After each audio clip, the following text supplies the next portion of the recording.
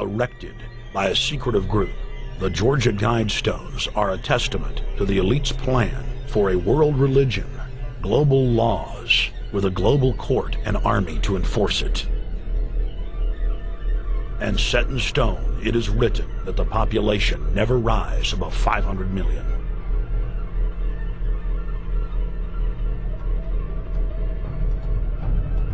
In this film, you will learn how our world is truly governed. You will see how highly secretive roundtable groups interlock to form a global intelligence network.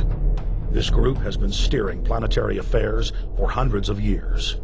Now, in the final stage, they prepare for open world government. A goal tyrants throughout history have lusted after. Dr. Michael Kaufman is a published ecologist specializing in ecosystem research, forest ecology, and ecosystem classification. Dr. Kaufman played a key role in blocking the ratification of the Convention on Biological Diversity in the U.S. Senate. The concept of a new world order has been around for centuries. It's been receiving tremendous play over the last half of the 20th century. George Bush, the first senior president, George Bush, used it a lot in his speeches and really implies that he really wants to see a order in which we have a universal or a global type of governance in which every human being on planet Earth is ultimately responsible to policies that are being formulated at the international level. It is a big idea, a new world order.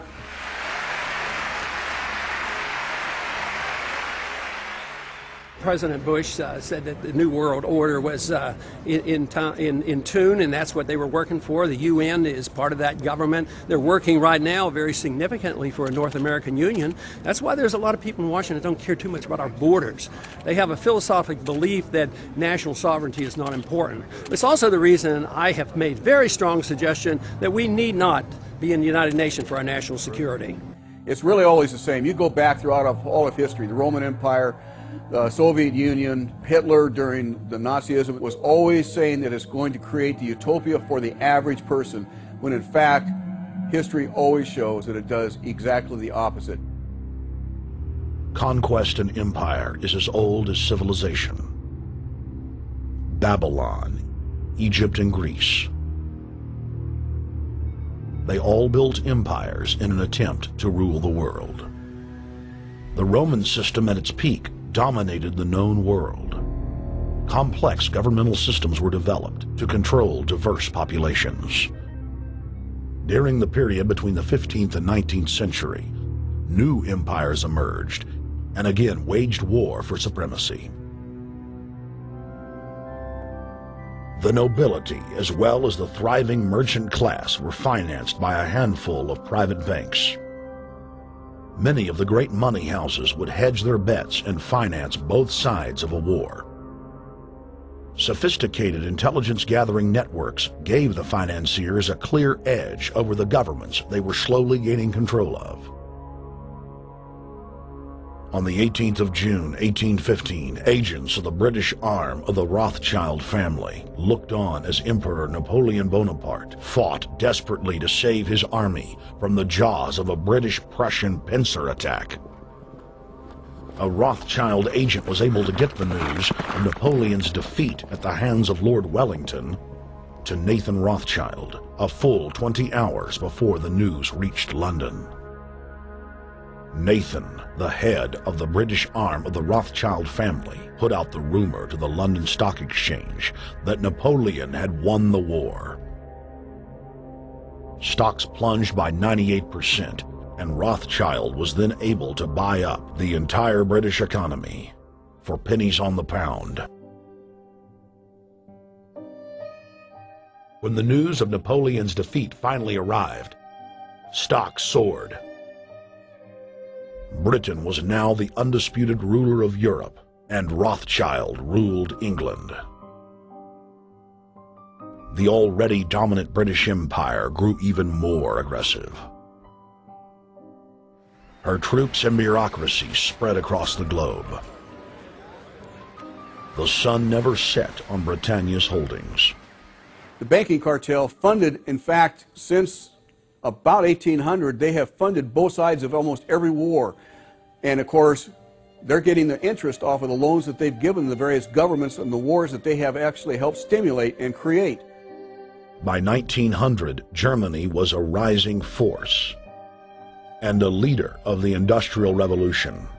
World War I, for instance, there was absolutely no reason to have World War I, except that it was an ideal opportunity for the banking cartel to make a pile of money by funding both sides of that particular war. On June 28, 1914, the heir to the Austrian-Hungarian throne, Archduke Franz Ferdinand, was assassinated while traveling in a motorcade.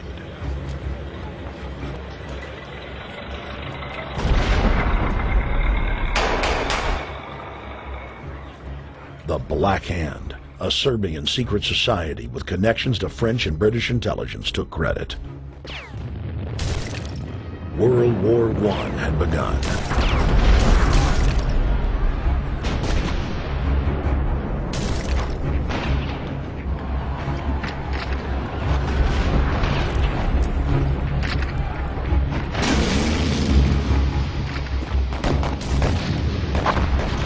Armaments companies financed by Rothschild-controlled banks in Germany, France, England, and Austria bankrolled all the factions.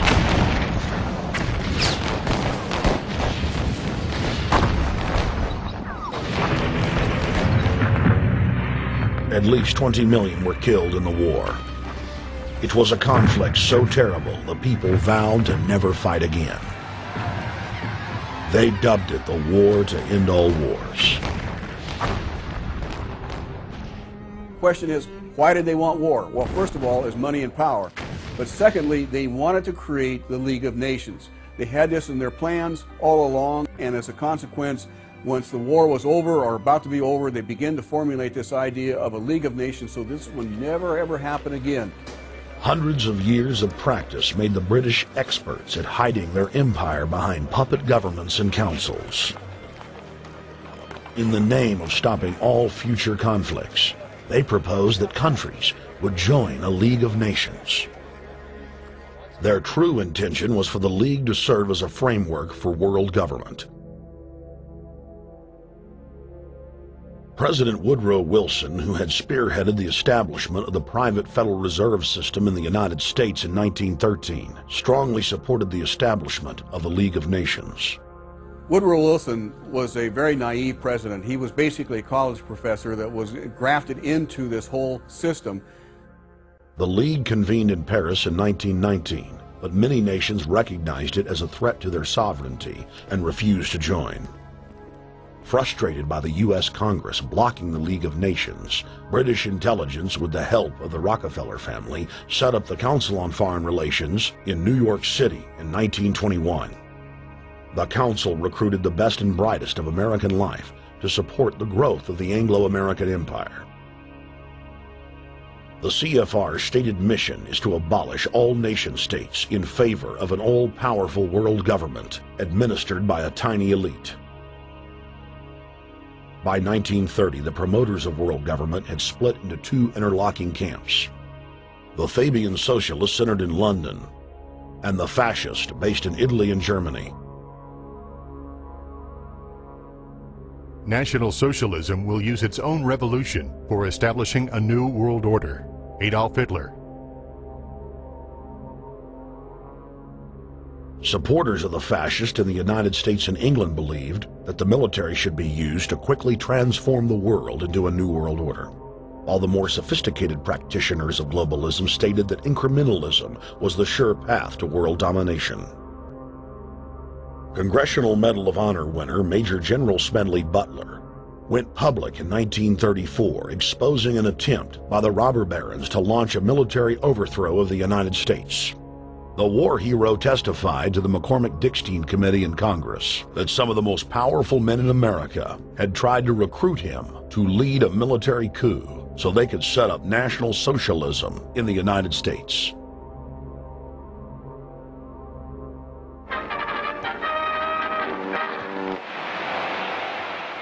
I appeared before the Congressional Committee, the highest representation of the American people, under subpoena to tell what I knew of activities which I believe might lead to an attempt to set up a fascist dictatorship. I was supposed to lead an organization of 500,000 men, which would be able to take over the functions of government. The fascist had also made deep inroads in England. Edward VIII, King of England, was forced to abdicate the throne because of his public support for Hitler. Dass es sich dabei nicht nur das negative Problem der Bekämpfung dieser Lehre und ihrer Organisation handelt, sondern die Durchführung der positiven Aufgabe der Gewinnung des deutschen Arbeiters für den nationalen Staat.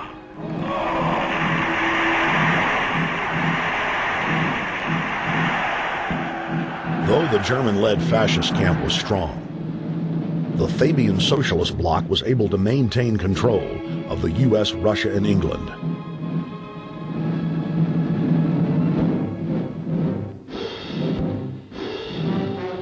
In the build-up to World War II, and during the conflict, the bankers again financed both sides, just as they had done with Napoleon.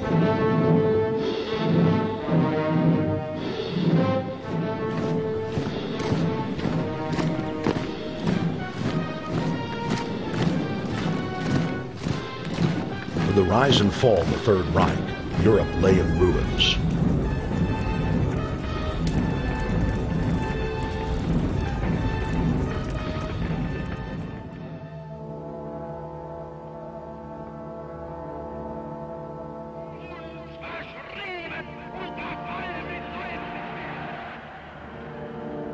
Once again, the elite claimed that only global governance could save humanity from certain destruction.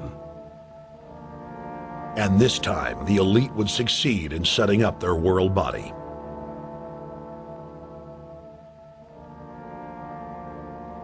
In April of 1945, at the Presidio Naval Base in San Francisco, the United Nations was founded by the victors of World War II. The United Nations complex was then built in New York City on land donated by John D. Rockefeller. Shortly after the elite established the United Nations as their base in the United States, the newly formed World Council quickly began work on the next phase in their plan, the incremental formation of continental superstates. The first step in their trilateral plan was the creation of the European Union. Unifying Europe had been tried many times and was extremely unpopular. Where Napoleon and Hitler had failed to accomplish their goals using force, the globalists would succeed using stealth. The British spearheaded the formation of the Council of Europe on May 5, 1949. The Treaty of London claimed to only establish trade ties between European nations, like NAFTA or GATT in North America. Its true intention was the formation of a European superstate.